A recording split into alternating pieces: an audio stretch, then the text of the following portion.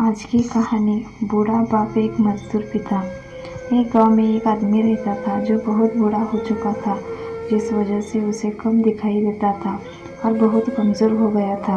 इसलिए अपनी बच्ची कुची ज़िंदगी अपने बेटे के साथ बिता सके, इसलिए शहर में रह रहे उसके बेटे के घर रहने चला। बेटा एक शहर में छोटे मकान में रहता था। मकान तो उसका छोटा था, लेकिन उसके अंदर जो चीज़ें थी वह महंगी थी। उस मकान में बेटा, उसकी पत्नी और उनका एक 5 साल का बच्चा, यह छोटा सा परिवार साथ मिलकर रहता था। बूढ़े पिता के आने से उनके परिवार का एक सदस्य और बढ़ गया। यह पूरा परिवार रोज सुबह शाम डाइनिंग टेबल पर साथ में खाना खाया करता। बूढ़ा पिता अपनी कमजोरी के चलते हमेशा खाने की चीज़ें नीचे गिराता रहता और कई बार कांच के बर्तन भी टूट जाया करते थे।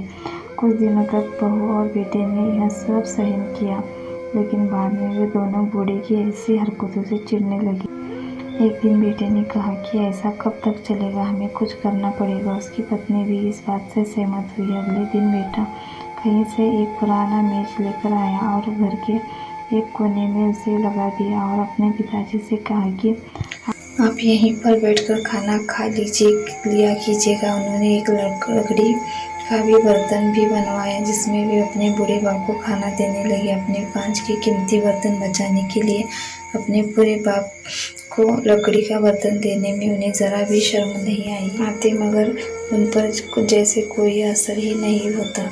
बूढ़े का पोता भी यह नज़ारा हमेशा देखता और वह अपने में ही खोया रहता। एक दिन जब पति पत्नी डाइनिंग टेबल पर बैठकर खाना खा रहे थे, तब उनका बच्चा जमीन पर बैठकर कुछ कर रहा था।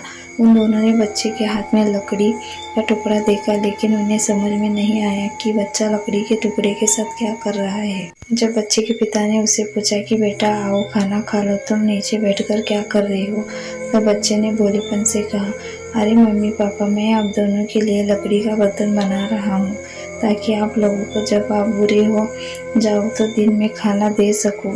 अपने नादान बेटे द्वारा दी गई यह समझ बात दोनों के दिल में तीर का तरह उतर गई। दोनों एक दूसरे का चेहरा निहारने लगे। बिना कुछ कहे ही दोनों के आंखों में पानी आ गया और उन्हें अपने भविष्य की किताब अपने आप के सामने खुलती हुई नजर आई। उन्हें समझ में ज़्यादा देर नहीं लगी कि अब उन्हें आगे क्या करना पड़ेगा।